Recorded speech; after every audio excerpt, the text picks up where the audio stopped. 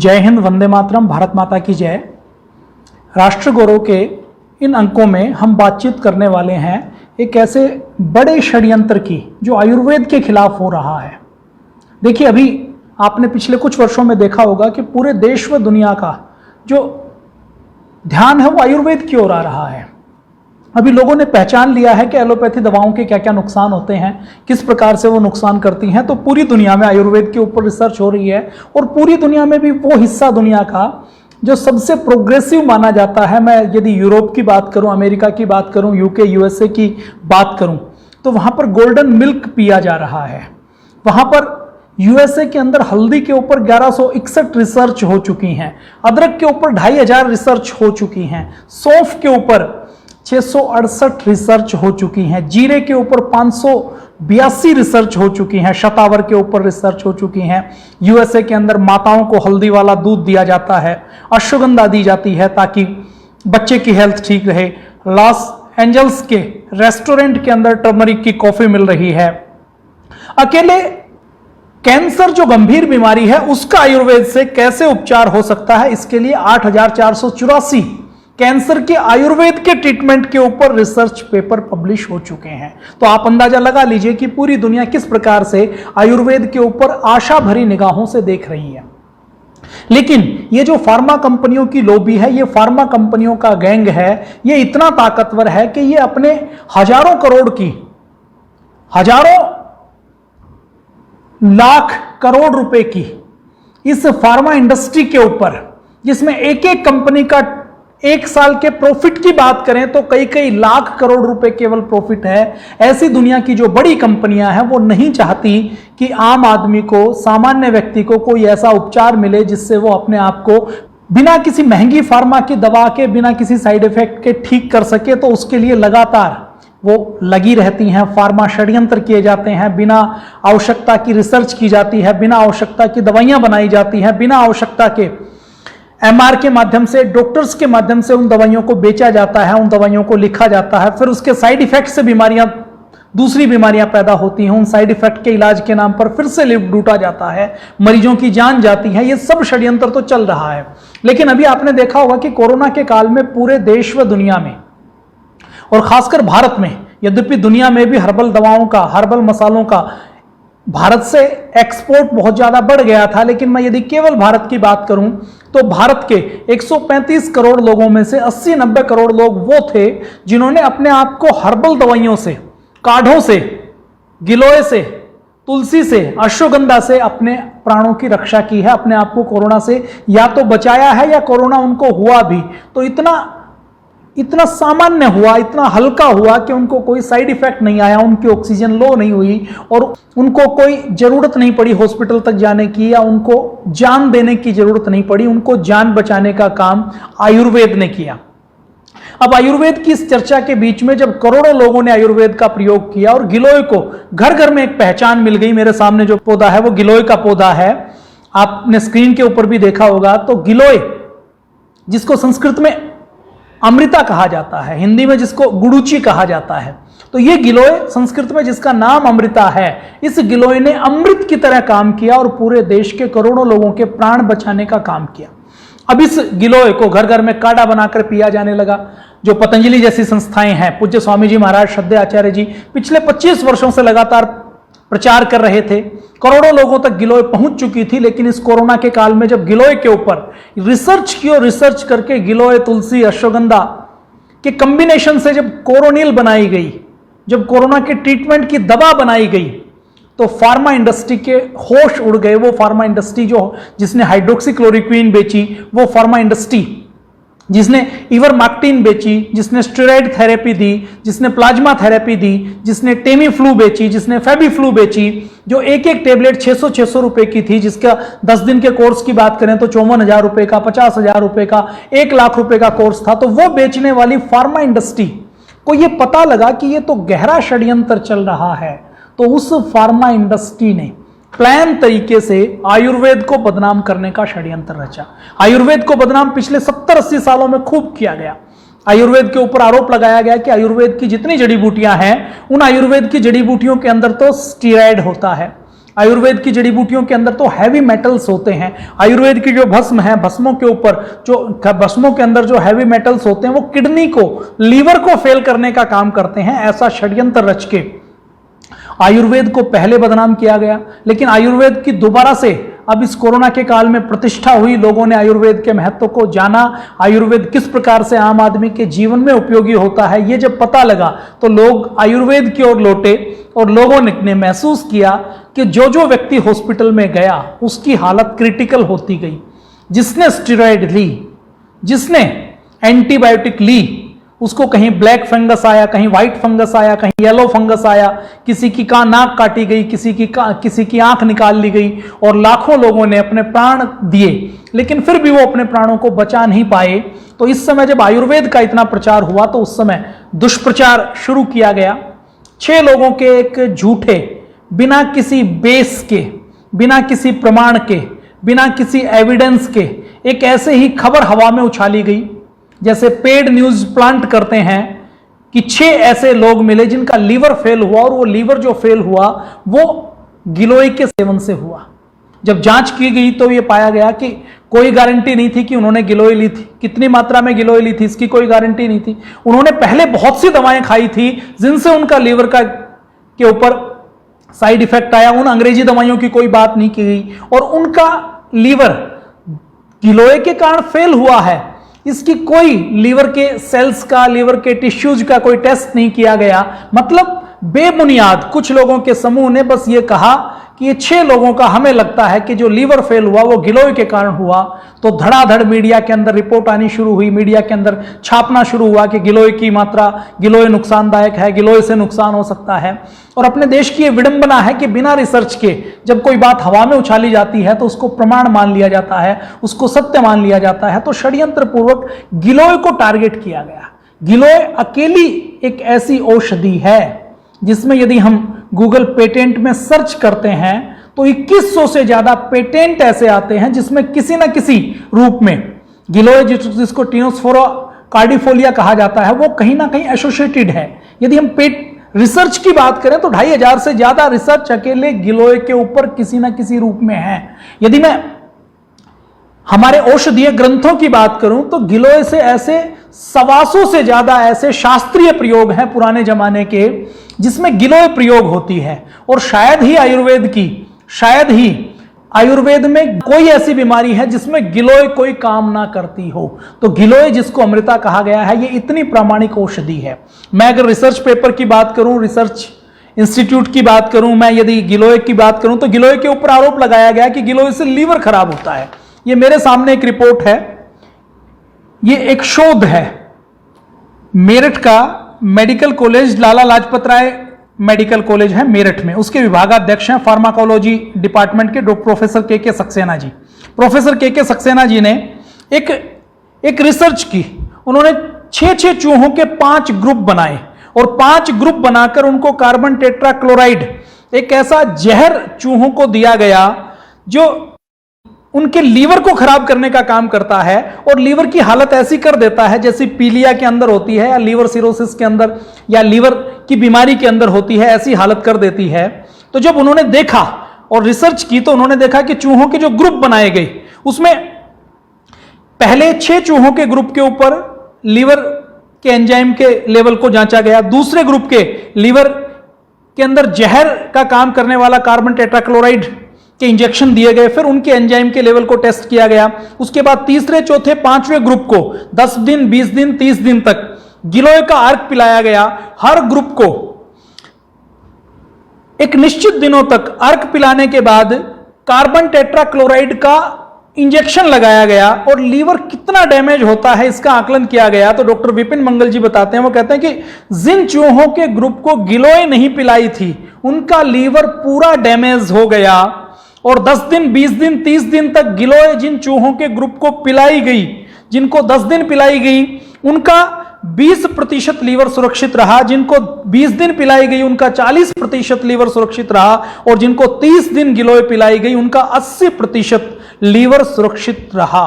Histology test से liver के क्षतिग्रस्त होने का आकलन किया गया। तो ये रिसर्च पेपर है, डॉक्टरों ने किया है, चूहों के ऊपर किया है, गिलोय के ऊपर किया है, और गिलोय से लीवर कैसे ठीक होता है इसके ऊपर किया है। आयुर्वेद के अंदर लीवर की जितनी दवाएं बनती हैं, लीवर की बहुत सी ऐसी दवाएं हैं, जितनी तो मैं शब्द प्रयोग नहीं करूंगा, उस जिसमें गिलोय का प्रयोग होता है। हमारे पतंजलि के जो क्वाथ बनते हैं, जिनसे लाखों करोड़ों लीवर के रोगी ठीक हुए हैं, उसमें गिलोय का प्रयोग किया जाता है। गिलोय लीवर को डैमेज करने का, लीवर को खराब करने का काम नहीं करती, बल्कि ठीक करने का काम करती है। मैं यदि इस गिलोय की बात करूं तो ये गिलोय भारत की नस नस में है। ये गिलोय कोई ऐसा नहीं कि गिलोय के बारे में आज कोई चर्चा की है तो आज पता लगा है। गिलोय भारत के आयुर्वेद के जितने ग्रंथों की बात करें, उसमें हमारे भाव प्रकाश निघंटू में गिलोय को रसायन के रूप में कहा है, बल्ल्या के रूप में कहा है, अग्नि दीपन के रूप में, त्रिदोष नाशक के रूप में कहा गया है भाव प्रकाश में, वात पित्त कफ नाशक कहा गया है, ज्वर को दूर करने वाला, दर्दों को दूर करने वाले, अंदर की इन्फ्लेमेशन को, दाह को दूर करने वाला अष्टांग संग्रह में कहा गया है, संग्रही, वातहारा, अग्नि दीपना,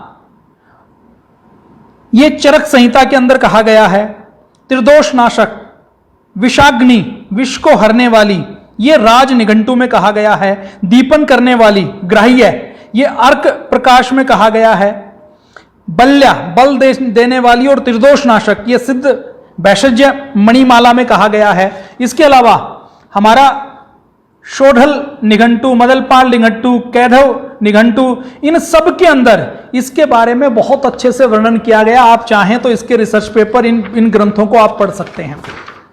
और ये गिलोय ऐसा नहीं है कि केवल आयुर्वेद के ग्रंथों में लिखा है, आम आदमी को नहीं पता। मैं यदि बात करूं तो उत्तर प्रदेश में वाराणसी, चित्रकूट के आसपास, या मध्य प्रदेश में एक जाति है जिसको बैगा जाति कहा जाता है।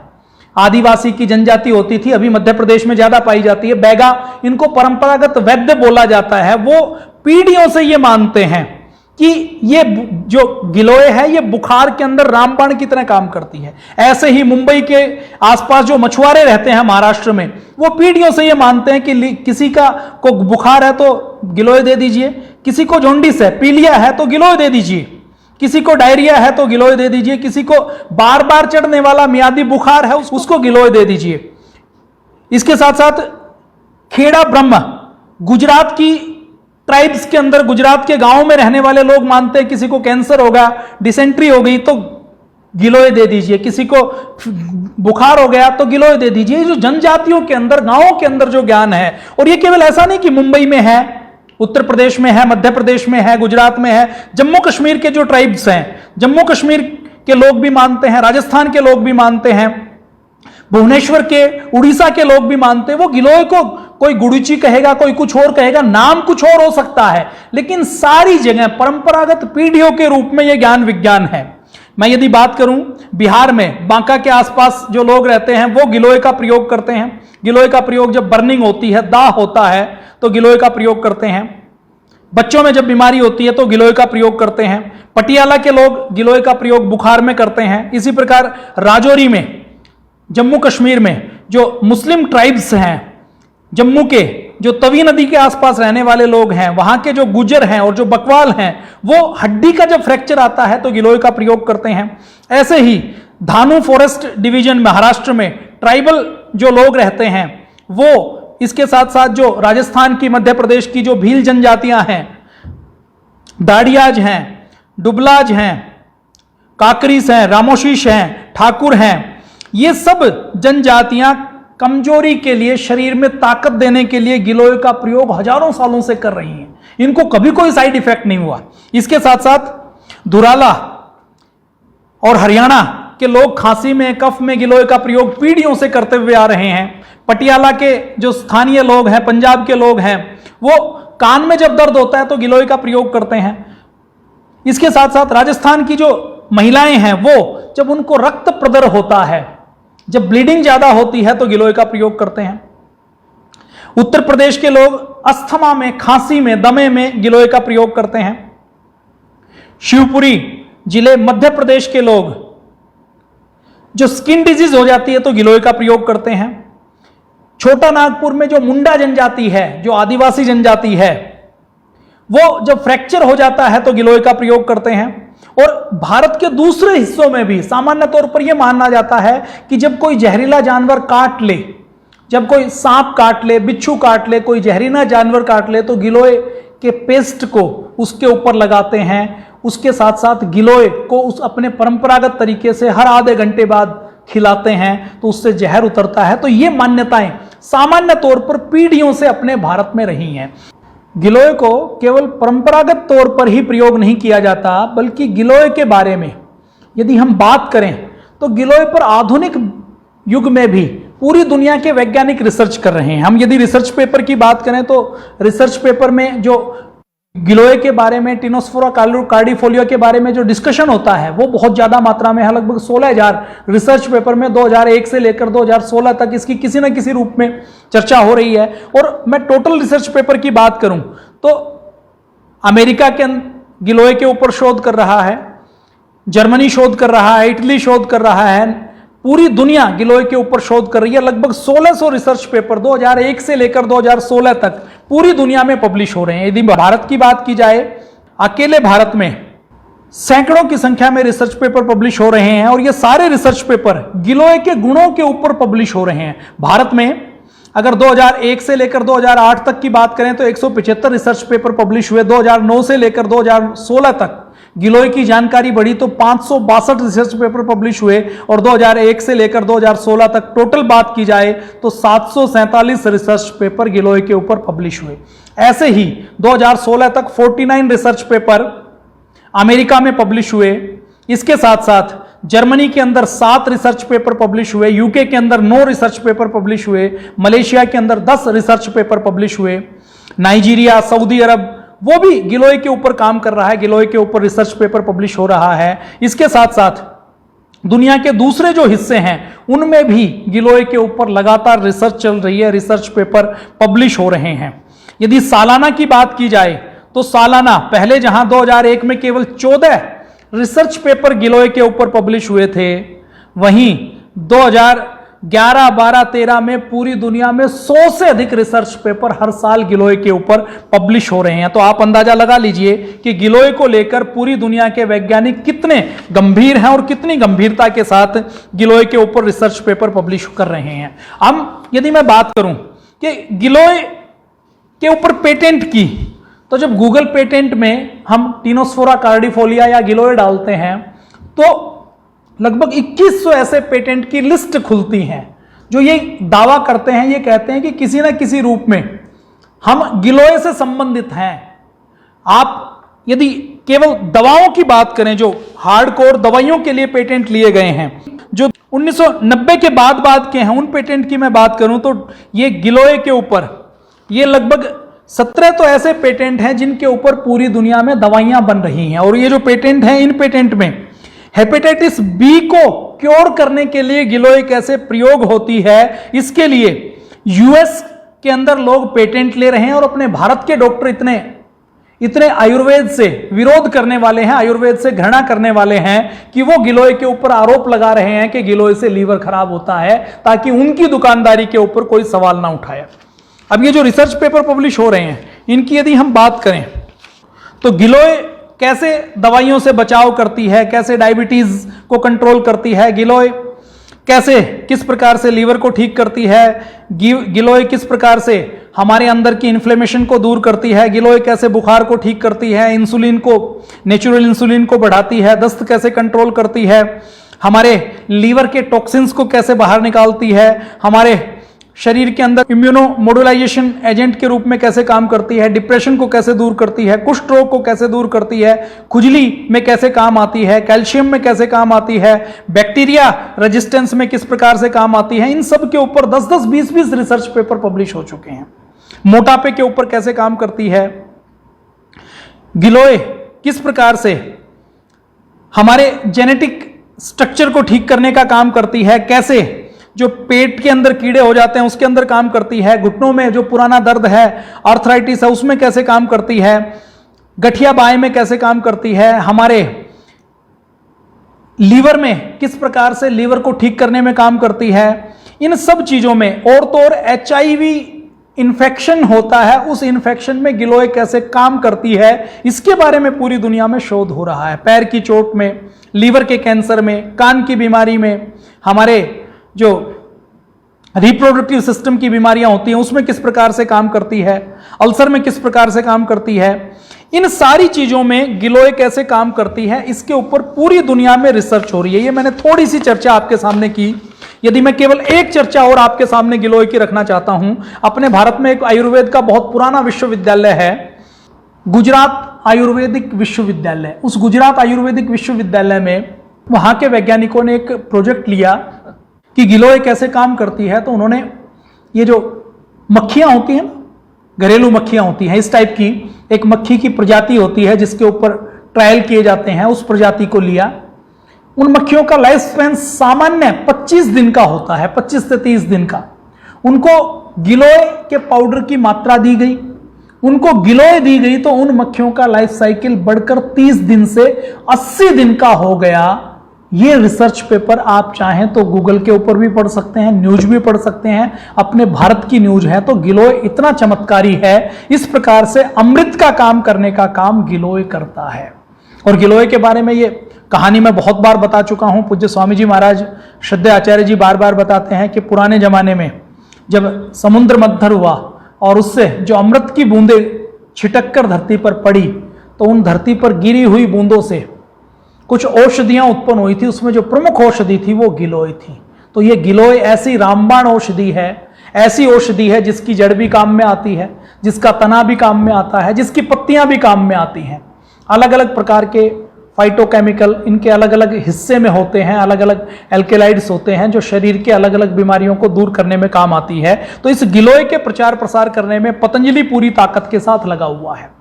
विदेशी कंपनियां, मल्टीनेशनल कंपनियां इसके विरुद्ध लगातार षड्यंत्र कर रही हैं, आगे भी करेंगी। लेकिन आप अपने आयुर्वेद पर, अपनी गिलोय के ऊपर पूरा भरोसा बनाकर रखें। गिलोय से कोई नुकसान नहीं होने वाला, और एलोपैथी की कोई एक भी ऐसी दवा नहीं है जिसका कोई नुकसान ना हो। ऐसी 550 से ज्यादा जो विड्रॉ की गई हैं, ऐसी दवाइयों की लिस्ट आप गूगल के ऊपर देख सकते हैं, जिनको पहले तो लॉन्च किया गया कि ये दवा बहुत फायदेमंद है, बहुत काम करती है। वैज्ञानिकों ने उसके ऊपर रिसर्च भी किया था, झूठी रिसर्च रिपोर्ट भी छपी होगी, लाभ भी उसमें दिखाया गया होगा। और वो जब वो दवा बेची गई, तो बेचने के बाद कोई दवा 6 महीने के बाद, कोई 6 साल के बाद, कोई 10 साल के बाद, कोई 20 साल के बाद जब पता लगा कि इस दवा के फायदों से ज्यादा इसके नुकसान है, तो वो दवा मार्केट से वापस ली गई। ऐसी एलोपैथी की शायद ही कोई दवा हो, कोई दवा नहीं है जिसका कोई साइड इफेक्ट नहीं हो। और केवल साइड इफेक्ट रहित कोई पद्धति है तो वो आयुर्वेद है, वो हमारे गिलोय की पद्धति है। तो पतंजलि योगपीठ ने एक अभियान चलाया हुआ है कि हमें ये गिलोय गांव-गांव तक पहुंचानी है, घर-घर तक पहुंचानी है। पिछले वर्ष भी अगर मैं लाखों गिलोय की बात करूं तो 1 लाख गिलोय केवल पतंजलि योगपीठ हरिद्वार के मुख्यालय में, रुड़की, हरिद्वार, ऋषिकेश और देहरादून के क्षेत्र में इस प्रकार से लगाकर वितरित की गई ताकि लोगों के घरों में यह गिलोय पहुंचे। और पूरे देश में हमारी पतंजलि योग समिति, भारत स्वाभिमान महिला पतंजलि योग समिति की इकाइयों के द्वारा ये गिलोय गांव-गांव में, घर-घर में पहुंचाई गई, गांव-गांव, घर-घर में लगाई गई। इसके फायदों के बारे में पूज्य आचार्य जी और पूज्य स्वामी जी महाराज लगातार सुबह से लेकर शाम तक नेशनल मीडिया के जितने भी न्यूज चैनल हैं उन सब के ऊपर बताते हैं। जो अपने घर में गिलोय नहीं लगा सकते उनके लिए गिलोय घनवटी, उनके लिए गिलोय लौकी जूस, उनके लिए गिलोय का एक्सट्रैक्ट, उनके लिए गिलोय तुलसी और अश्वगंधा को मिलाकर कोरोनिल, ये सारी चीजें पतंजलि ने पैक्ड फॉर्मेट में भी उपलब्ध करवाई ताकि किसी के घर में गिलोय नहीं हो या कोई व्यक्ति ट्रेवलिंग कर रहा हो तो वो भी उसका लाभ ले सके। आरोग्य वटी बनाई जिसमें नीम, तुलसी और गिलोय है। कोरोनिल बनाई जिसमें गिलोय, अश्वगंधा और तुलसी है। स्वासारी वटी बनाई। तो ऐसी बहुत सी चीजें बनाई। गिलोय का सत्व बनाया जिसमें गिलोय का घन सत्व है, जिसको एक्सट्रैक्ट के रूप में हम ले सकते हैं, जो हमारी इम्यूनिटी को बूस्ट करता है। तो इस कार्य को करने में पतंजलि लगातार पिछले 25 वर्षों से लगा हुआ है। और अभी इस बार भी लगभग 2 लाख गिलोय और नीम दोनों रुड़की, हरिद्वार, ऋषिकेश और देहरादून में लगाने का संकल्प लिया गया है। और यह गिलोय केवल ऐसा नहीं है कि हरिद्वार में लगाई जा रही है, हमारे हर जिले की, हर तहसील की समितियां गिलोय का वितरण करने का काम कर रही हैं। बंगाल में भी, कोलकाता में भी हमारे भाई विजय जायसवाल जी ने और हमारे कलकत्ता और बंगाल की हमारी समिति के सभी भाइयों और बहनों ने 1 लाख गिलोय का वितरण पिछले साल कलकत्ता और पश्चिमी बंगाल के आसपास किया था। ऐसे ही हजारों गिलोय का वितरण करने का काम पूरे देश में हमारी समितियों के भाई और बहन कर रहे हैं। ऐसे ही इस अभियान को इस साल भी आगे उसी गति से चलाया जा रहा है, आगे उसी गति से बढ़ाया जा रहा है। तो मैं आपके सामने कुछ झलकियां दिखाता हूं कि किस प्रकार से ये इस 4 अगस्त के लिए हमारे उत्तराखंड के जितने भी भाई बहन हैं, उसमें बहन सीमा जी, भाई भास्कर जी, भाई प्रताप सिंह बसोड़ा जी से लेकर रुड़की के भाई सुरेश जी से लेकर सूर्यकांत जी से लेकर देशबंधु जी से लेकर हरिद्वार के भाई प्रवीण जी से लेकर प्रभात जी से लेकर हमारे जितने भी हमारे कार्यकर्ता भाई बहन हैं, इसके अलावा ऋषिकेश में बहन सुनीता जी से लेकर सदानंद जी से लेकर देहरादून में बहन सीमा जी, भाई आनंद सिंह जी से लेकर हमारे सारे भाई बहन, कुछ लोगों के नाम लिए जा सकते हैं, सबके संभव नहीं है, वो लगातार घर घर जाकर, और इस बार 40,000 नीम लगाने का संकल्प भी लिया गया कि 40,000 नीम के पौधे हम रुड़की, हरिद्वार, ऋषिकेश और देहरादून में लगाएंगे। नीम को भी घर का वैद्य कहा जाता है, घर का डॉक्टर कहा जाता है कि किसी के घर के आंगन में नीम खड़ा है तो आधी बीमारियां घर के दरवाजे से वापस चली जाएंगी, ऐसा नीम के बारे में कहा जाता है। तो ये आप सामने देख रहे हैं रुड़की, हरिद्वार, ऋषिकेश में नीम, जहां गांव से समिति की ओर से डिमांड आती है वहां पर नीम को, गिलोय को लेकर जाया जाता है। वहां पर नीम और गिलोय को अपनी कस्टडी में किसी व्यक्ति के पशु बांधने के स्थान पर, उनके घर के बाहर या उनकी बाउंड्रीज के अंदर या किसी विद्यालय में, किसी पंचायती स्थान के ऊपर नीम को लगाया जाता है। तो ऐसे 40,000 नीम हमने 2 साल पहले भी लगाए थे इफ्को के सहयोग से, और इस बार पतंजलि योगपीठ की ओर से फिर 40,000 से ज्यादा नीम का रोपण रुड़की, हरिद्वार, ऋषिकेश के क्षेत्र में करने का संकल्प लिया गया है। ये सामने आप फोटोग्राफ देख रहे हैं। तो ये हमने गिलोय के बारे में आज बातचीत की। तो गिलोय एलोपैथी का षड्यंत्र है गिलोय को बदनाम करने के लिए। गिलोय लाखों सालों से हानि रहित थी, आज भी हानि रहित है और आगे भी हानि रहित रहेगी। गिलोय से लीवर खराब नहीं होता, बल्कि एलोपैथी दवाइयों के साइड इफेक्ट से लीवर यदि खराब हुआ है तो गिलोय से वो लीवर ठीक होता है। तो आज के लिए इतना ही। जय हिंद, वंदे मातरम, भारत माता की जय।